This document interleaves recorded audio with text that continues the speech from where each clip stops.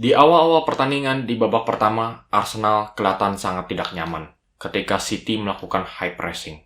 Foden, Haaland, Bernardo Silva, Kovacic sangat rajin dalam melakukan high pressing. Dan ini memberikan pengaruhnya ke lini pertahanan Arsenal. Mereka tidak nyaman ketika memegang bola. Karena memang high pressing City itu sangat berkualitas. Dalam 5 detik, mereka kehilangan bola, mereka akan langsung mencoba untuk merebut bolanya kembali. Taktik yang sangat ampuh di babak pertama.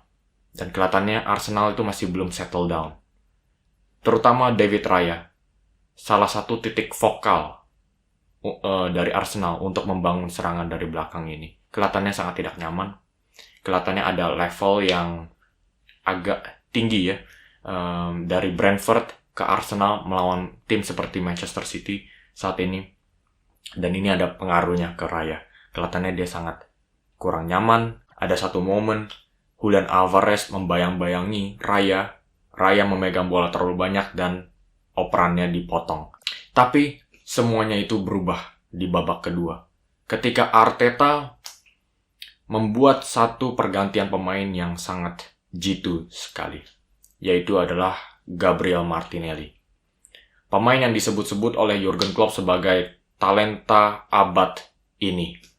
Dan sekali lagi menunjukkan, gue selalu impress banget sama Martinelli. Bagaimana dia itu dengan sikap positifnya, dia bisa mengubah arus pertandingan dalam sekejap.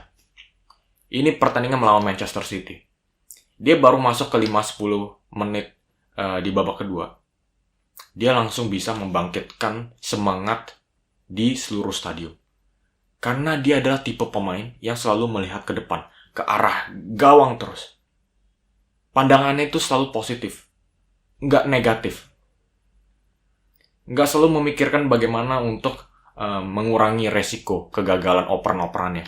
Dia selalu melihat yang positifnya, yaitu adalah mencoba untuk mengalahkan defender yang lagi marking dia, Kyle Walker. Dia selalu coba untuk melewati Kyle Walker. Walker adalah salah satu back kanan terbaik di sejarah Premier League mungkin. Memiliki kecepatan yang luar biasa. Tapi Martinelli itu nggak terintimidasi dengan tantangannya ini. Di dalam duel-duel sebelumnya itu, dia itu sudah dikalahkan oleh Walker. Ancamannya sudah berhasil diredupkan. Tapi itu nggak ada pengaruhnya Martinelli. Di pertandingan kali ini, dia bakal mencoba lagi untuk meneror Kyle Walker. Dan pastinya ya, untuk seorang defender ya, ada satu pemain penyerang yang selalu gigih untuk mencoba memberikan perbedaan. Ini pasti bikin keki. Begitu. Dan pastinya Kyle Walker melihat Martinelli mencoba terus, pastinya ada beberapa persen akhirnya itu bisa terjadi. Martinelli bisa melewati Kyle Walker. Gitu. Itulah sikap positifnya Martinelli. Dia selalu coba terus. Dia memiliki mental juara yang sangat diperlukan. Sebetulnya pergantian Martinelli ini agak mengejutkan ya. Sebelum pertandingan dimulai, gue melihat, nggak ada Bukayo Saka, tapi malah ada Gabriel Martinelli.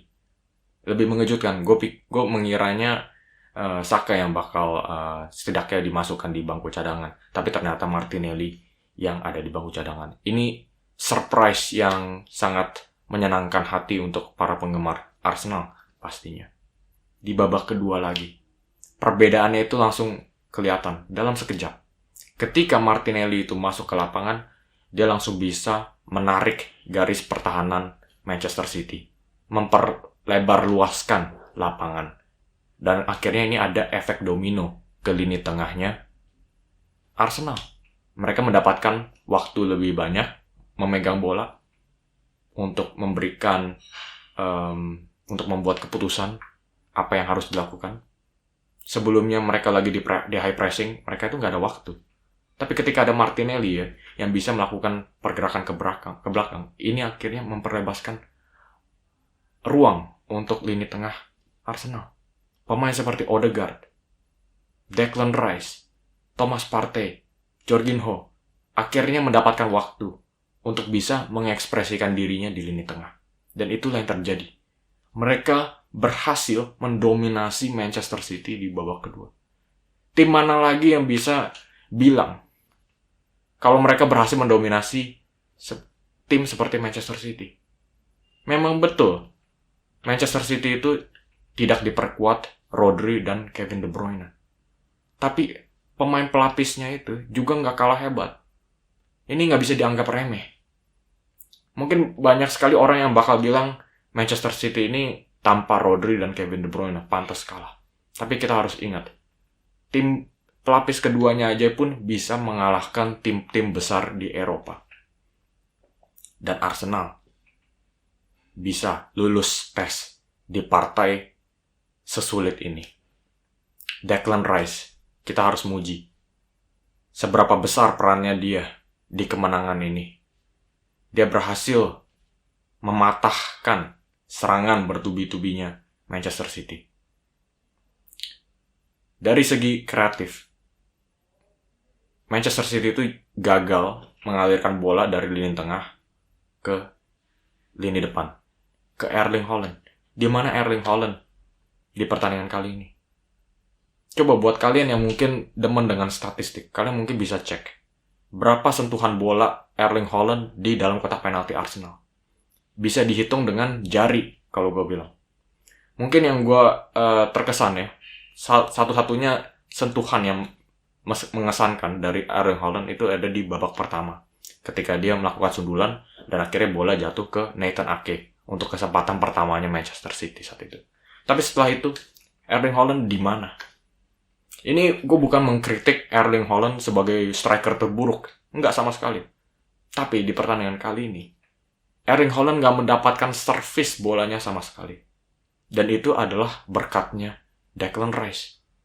Dia berhasil mematahkan serangan aliran-aliran bola Manchester City.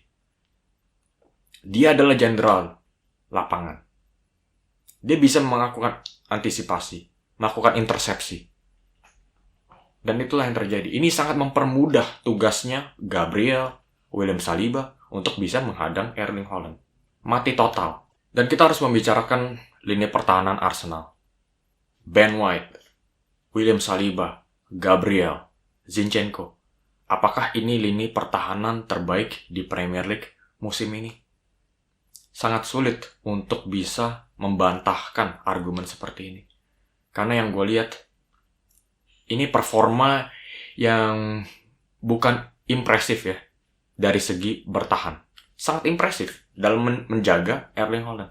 Tapi sekali lagi, kalau kita mempertimbangkan bahwa Haaland itu tidak mendapatkan bola sebanyak yang dia inginkan, sebetulnya Arsenal tidak terlalu diuji dalam segi ancamannya Erling Haaland ini. Tapi yang lebih diuji adalah kemampuan bagaimana mereka bisa membangun serangan dari belakang. Dari David Raya ke William Saliba, bagaimana mereka bisa mengendalikan bola ketika mereka di-pressing oleh salah satu tim yang melakukan pressing tinggi yang salah satu terbaik di Eropa, kalau bukan yang terbaik. Tugas yang sangat sulit. Tapi yang gue lihat, dari Saliba, Ben White, Gabriel, mereka nyaman dengan bola di kaki. Zinchenko melakukan inverted fullback-nya ke lini tengah. Mereka sangat pintar ya dalam bagaimana memosisikan dirinya untuk memperlebar lapangan. Taktiknya sudah ada. Itu yang lebih impresif dari performa defensifnya. Dan gue yakin, kalau Haaland mendapatkan servis, William Saliba dan Gabriel juga memiliki kemampuan untuk bisa mematikan Erling Haaland pun.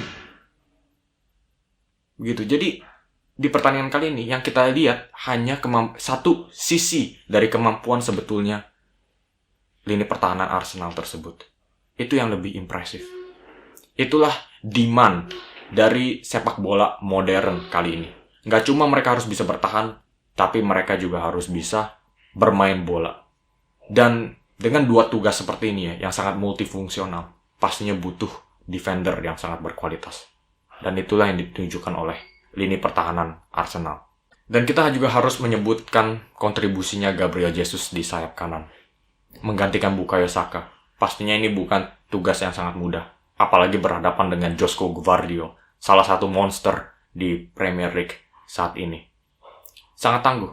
Sebetulnya di pertandingan kali ini, Gvardiol itu kelihatan tidak pernah kehilangan kontrol dalam situasi duel melawan Gabriel Jesus.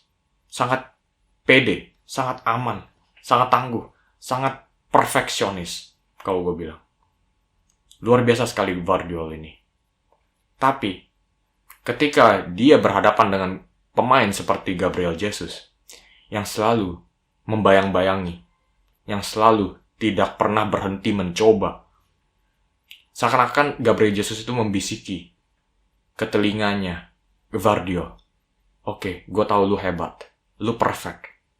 Tapi, kalau lu nggak perfect 1%, kalau lu cuma 99% perfectnya, 1% itu, gue bakal keluar, menerkam lu. Gabriel Jesus, dari ancamannya di tiang belakang. Kalau ada defender yang gagal membaca arah dari crossing, gagal mengantisipasi crossing tersebut, mengantisipasi gerakannya Gabriel Jesus, dia bisa nge-score di tiang gawang belakang. Dan kalau lu pegang bola terlalu lama, dia bisa merebut bola. Kalau 2 lawan 1 lawan 1, lu gagal timingnya 1 detik pun, itu bisa menyebabkan penalti. Gabriel Jesus ini adalah penyerang yang sangat multidimensi. Bisa pressing, bisa nge-score, bisa ngedribbling. Ini mungkin bisa membawa debat ya ke level selanjutnya. Apakah posisi terbaiknya Gabriel Jesus ada di posisi sayap kanan? Pastinya dia dibawa ke Arsenal itu untuk menjadi striker utamanya Arsenal. Tapi mungkin ada beberapa pihak ya yang bilang pressure-nya Gabriel Jesus sebagai striker utama ini mungkin agak sedikit ada pengaruh negatif begitu. Mungkin posisi terbaiknya ada di sayap kanan. Tapi sekali lagi kita harus menyatakan memang Gabriel Jesus itu pemain yang sangat bagus. Dan di pertandingan kali ini, walaupun Arsenal tidak diperkuat oleh Saka, seakan-akan Saka itu bisa langsung dilupakan. Karena Gabriel Jesus juga sudah memberikan kontribusinya sangat besar. Oke guys, sampai di sini aja video analisa gue tentang performa Arsenal yang sangat luar biasa. Coba kasih pendapat kalian tentang performanya Gabriel Jesus melawan Josko Gvardiol. Menurut gue, Jesus juga sudah cukup sukses ya melawan bek setangguh Gvardiol, Declan Rice, dan juga William Saliba. Coba kasih di komen di bawah pendapat kalian. Dan seperti biasa, jangan lupa klik like dan subscribe karena gue bakal terus upload konten-konten Premier League di hari-hari mendatang. Sampai jumpa di video selanjutnya dan terima kasih sudah menyaksikan.